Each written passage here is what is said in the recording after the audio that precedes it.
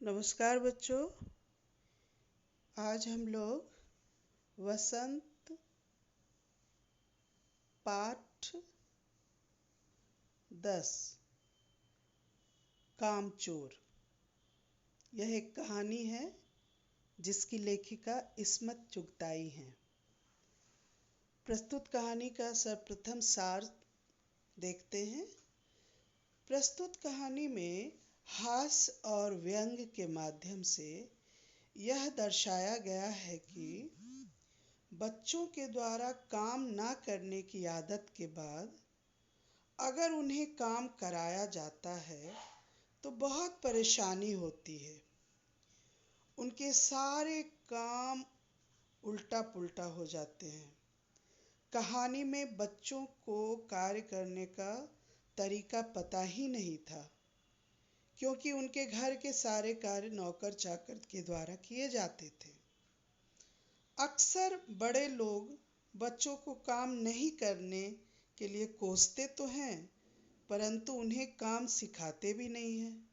और जब काम करने की बारी आती है तो बच्चों के द्वारा सही तरीके से काम नहीं किया जाता है। इस कहानी में इसी बात को दर्शाई गई है। जब बच्चों से तरह तरह के काम करवाए जाते हैं तो लालच में बच्चे काम करते हैं। इस कहानी में वर्णित संयुक्त परिवार के बच्चे हैं जो काम नहीं करते थे, यहाँ तक कि हिलकर पानी भी नहीं पीते थे। जब उनसे दरी झाड़ने का काम, धूल बिठाने का काम, कचरा साफ करने का काम आदि कराए गए तो उनके द्वारा भारी गड़बड़ी हो गई। अंत में अम्मा की धमकी के बाद अब्बा ने बच्चों को काम करने से मना कर दिया। बच्चों ने भी काम ना करने की कसम खा ली।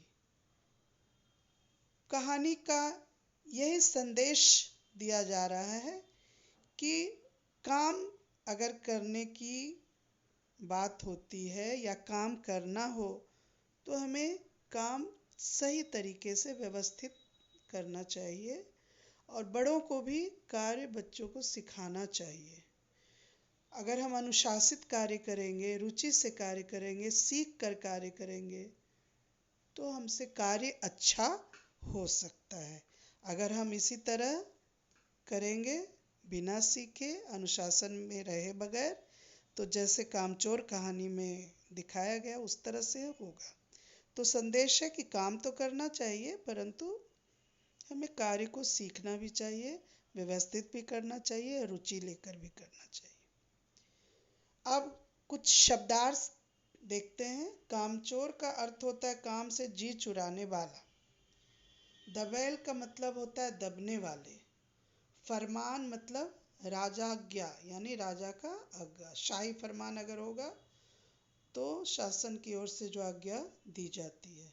बेनकेल, बिना नकेल, जो बस में ना हो। लष्टम पष्टम, जैसे तैसे। अगाड़ी पिछाड़ी, आगे पीछे का भाग। कुमक, फौजी टुकड़ी। धींगा मुश्ती, लड़ना भिड़ना। दड़वा, मुर्गियों के रहने की जगह। बटालियन, पलटन। कोर्ट मार्शल, अदालत में सजा सुनाने जैसा। अब शब्दार्थ के बाद हम लोग पाठ के आधार पर अर्थ ग्रहण संबंधी कुछ छोटे छोटे प्रश्न देखते हैं। कहानी की लेखिका कौन है? इस्मत चुगताई। अब्बा और अम्मा ने विवाद के बाद क्या तय किया? नौकरों को निकाल दिया जाए और बच्चों से काम कराया जाए। छोटे मोटे किसे कहा गया? मोटे मोटे किसे कहा गया है? बच्चों को यहाँ पर मोटे मोटे कहा गया है। बच्चों को क्या माना जाता था? कामचोर।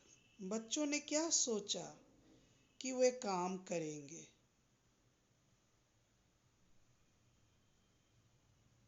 उधम और वाद विवाद शब्द का अर्थ क्या होगा? उधम का मतलब शैतानी और वाद विवाद का मतलब हुआ तर्क करना या बहस करना। अब कुछ कार्य हैं गृह कार्य के लिए, जो प्रश्न दिए गए हैं उसे गृह कार्य में बनाना है। बच्चों के उधम मचाने के कारण घर की क्या दुर्दशा हो गई? या तो बच्चा राज कायम कर लो या मुझे ही रख लो। अम्मा ने कब कहा? इसका परिणाम क्या हुआ? और कामचोर कहानी का संदेश क्या है? कुछ कार्य परियोजना और मूल्यपरक प्रश्न के लिए है। घर के सामान्य काम हो या निजी काम, प्रत्येक व्यक्ति को अपनी क्षमता के अनुरूप काम करना क्यों आवश्यक होता है? आप अपने घर में क्या क्या कार्य करते हैं, इस पर सूची बनाकर लिखिए। कामचोर कहानी एकल परिवार की कहानी है या संयुक्त परिवार की? इन दोनों परिवारों में क्या अंतर होता है, इसे बताते हुए अपना परिवार एकल है आपका कि संयुक्त परिवार है, इसे बताइए। मूल्य परक प्रश्न में हर कार्य को सीखने के लिए अभ्यास और दक्षता दोनों की ज़रूरत होती है। आप सोच कर बताइए कि दोनों की ज़रूरत कैसे होती है, क्यों होती है। कुछ भाषा की बात भी दिए गए हैं पाठ में, जैसे उपसर्ग से शब्द बनाने हैं। तो बेधुली अर्थात बिना धुली, यहाँ बे उपसर्ग है। बे उपसर्ग से अन्य शब्द होगा बेतुका, बेईमान, बेघर, बेचैन, बेहोश आदि। नीचे उपसर्ग दिए गए हैं, उससे भाग जो शब्द बनेंगे इस प्रकार होंगे। प्रदूषण, प्रकृति, प्रगति, प्रदान। आदान, आमरण, आजीवन, आजन्म।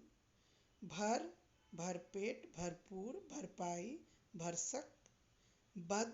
बदनाम, बदमिजाज, बदसूरत, बदहाली। तो इस तरह से आपका यह पाठ का पूरा कार्य संपन्न हुआ। आशा है आप लोगों को समझ में आ गया होगा पाठ। आप अपने सारे कार्य कर लीजिए और काम पूर्ण कर लीजिए। धन्यवाद बच्चों।